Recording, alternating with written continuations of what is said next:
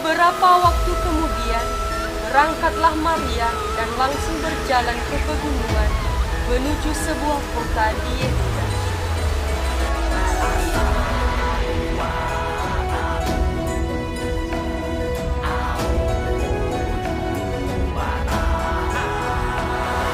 Hai orang muda Katolik, Maria bangkit dan bergegas. Itulah tema HOMS atau Hari Orang Muda Sedunia ke-37 kali ini. Dari jauh kita kumpul di sini, kepakan sayapmu dan Kita bersyukur bahwa sejak tahun 1985 dalam kepekaan intuisi profetis luar biasa, Santo Yohanes Paulus II telah membuka pintu gereja bagi orang muda dan mengajak mereka berjalan dalam dan bersama Sang Terang, Yesus Kristus Tuhan kita. Dalam kegiatan yang kita kenal, World Youth Day atau WYD. seperti yang kita ketahui, perayaan internasional dari acara ini biasanya dilaksanakan setiap 3 tahun sekali di negara yang berbeda dan dihadiri oleh Bapa Suci.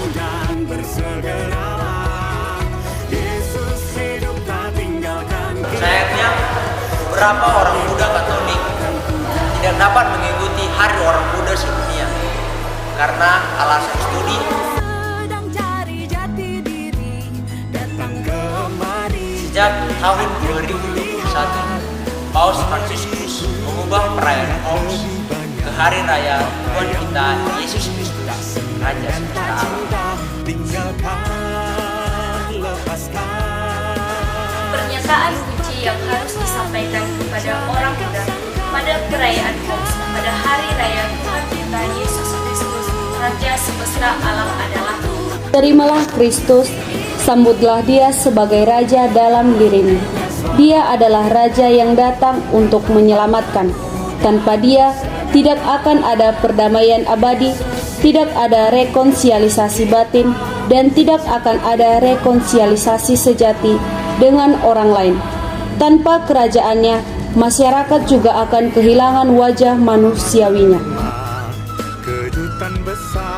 tanpa kerajaan Kristus, semua persaudaraan yang tulus pada mereka yang menderita akan lenyap. Dalam menerapkan Kristus, Sang Raja Semesta Alam, orang muda bersama gembalanya dikeuskupan para membawahi merayakan iman, harapan, sukacita yang digerakkan dalam perayaan. Perayaan HOMS bukan sekadar selebrasi yang mengumpulkan banyak orang. HOMS adalah kesempatan di mana gereja mengingatkan kembali bahwa orang muda adalah orang pusat perhatian, subjek, pemeran utama yang harus diperhatikan. Itu sendiri berpedomankan 6 landasan sebagai berikut. Hari Orang Muda sebagai perayaan iman. Arena untuk mengalami keindahan wajah Allah. Orang muda berjumpa dengan Kristus melalui perayaan sakramen Ekaristi, adorasi, dan sakramen tobat. 2. Hari Orang Muda sebagai pengalaman gereja. Mengalami persekutuan dengan gereja.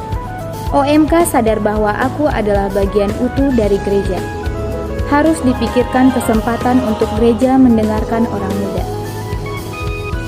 3. Hari Orang Muda sebagai pengalaman misioner. Pelayanan orang muda harus bersifat misioner. Berbagai misi bisa dibuat, misalnya kunjungan ke panti sosial, melakukan sesuatu untuk orang-orang yang berkekurangan, dan berbagai perbuatan amal kasih lainnya. Orang muda Katolik harus menjadi kenyataan yang hidup dari kabar sukacita. Yang keempat, Hari Orang Muda sebagai kesempatan untuk menegaskan panggilan dan panggilan pada kekudusan. Gereja menawarkan kepada orang muda pilihan-pilihan yang menentukan status hidupnya. Sesuatu panggilan Allah yang ditunjukkan kepada mereka. Juga tak lupa mengingatkan bahwa orang muda dipanggil menjadi kudus. Dihadirkan buah-buah dari kekayaan rohani para santo-santa atau orang kudus. Yang kelima, Hari Orang Muda sebagai pengalaman keziarahan. berjalan bersama dengan segala tantangan, kejutan-kejutan dari Tuhan. Sebuah cara yang mengajarkan pada orang muda untuk memberikan yang terbaik dan menghadapi berbagai tantangan yang muncul di sepanjang perjalanan. Misalnya, bisa dibuat kegiatan ziarah ke Gua Maria. Yang keenam, Hari Orang Muda sebagai persaudaraan saling bersama.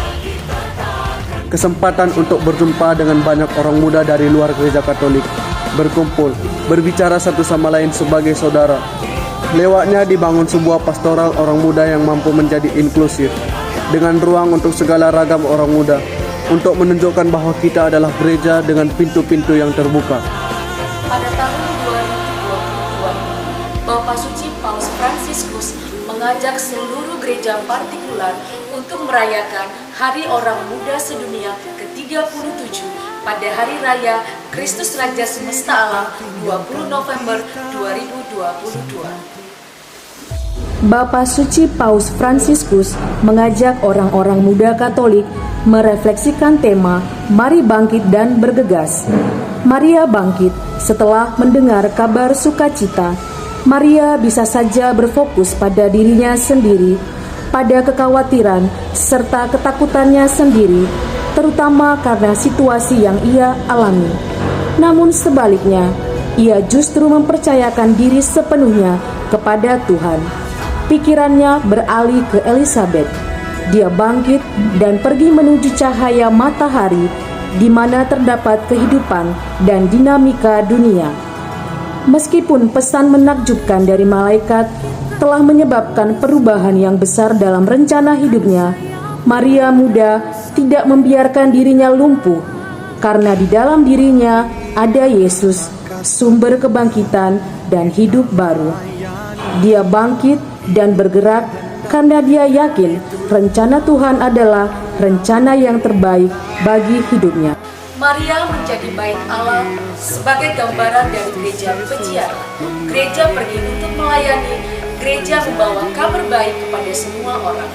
Katakan ya jadi seperti Santo Ambrosius dari Milan dalam tafsirannya menulis bahwa Maria pergi dengan tergesa-gesa menuju Bengkulu.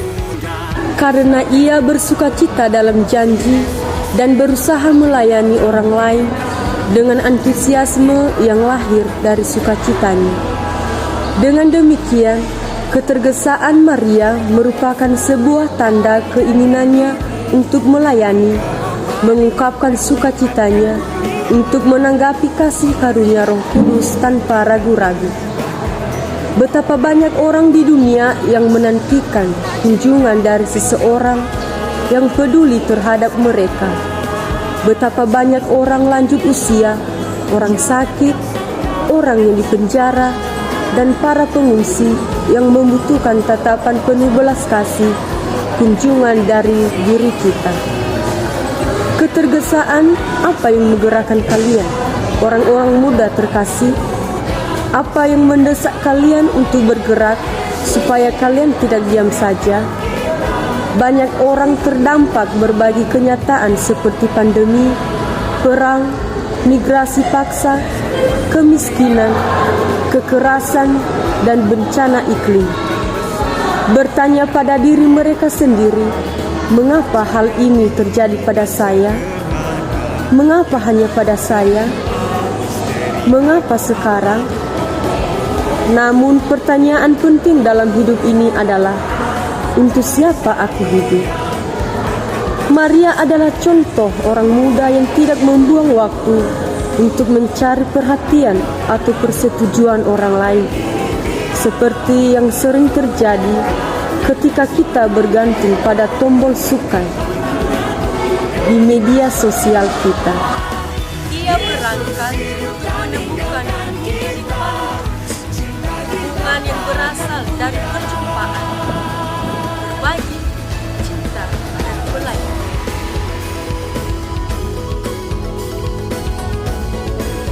Ziarah perayaan pertemuan dan banyak kegiatan devosi lainnya.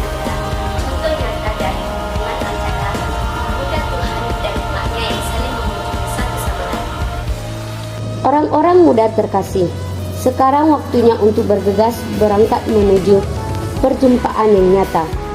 Yesus adalah jawaban Allah terhadap tantangan yang dihadapi umat manusia di setiap zaman.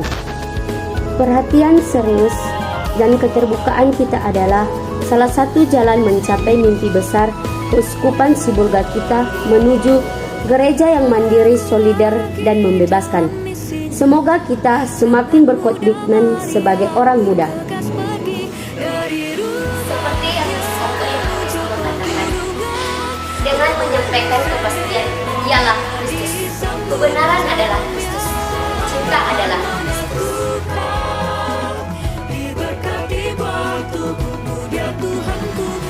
Terakhir, pesan Bapak Suci untuk kita semua dan terkasih pada host tahun ini adalah bahwa pesan agung yang dibawakan oleh gereja adalah Yesus.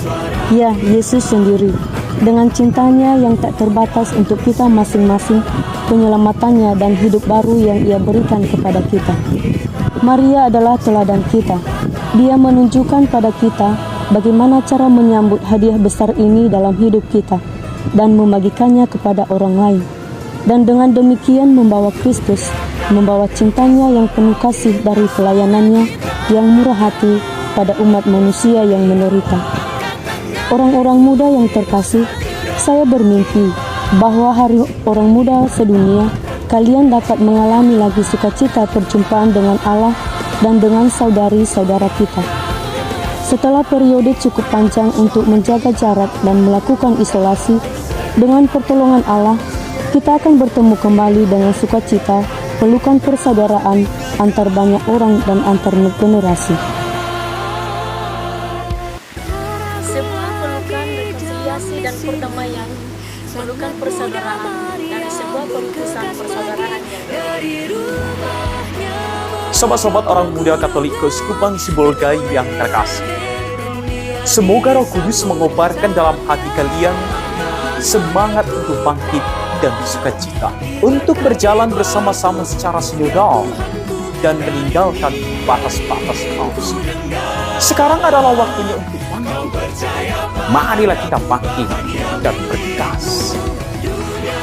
Seperti Bunda Maria, marilah kita membawa Yesus ke dalam hati kita dan membawanya untuk dikabarkan kepada semua orang yang kita jumpai di periode kehidupan kalian yang indah ini. Berjalanlah maju terus dan jangan tunda semua kebaikan yang dapat dicapai Roh Kudus di dalam diri Anda. Dengan penuh kasih, saya memberkati impian-impian dan setiap langkah dalam perjalanan. Itulah intisari pesan Bapak Suci Paus Fransiskus kepada kita pada Homs ke-37. Sobat-sobat orang muda yang terkasih, dengan penuh kasih pula saya menyapa Anda dan menyampaikan kepadamu selamat merayakan Hari Orang Muda Sedunia ke-37 tahun 2022. Selamat merayakan Hari Orang Muda Sedunia. Selamat merayakan Homs 2022. Bersama Bunda Maria, mari kita bangkit dan bergegas. Ya Ahobu, Horas.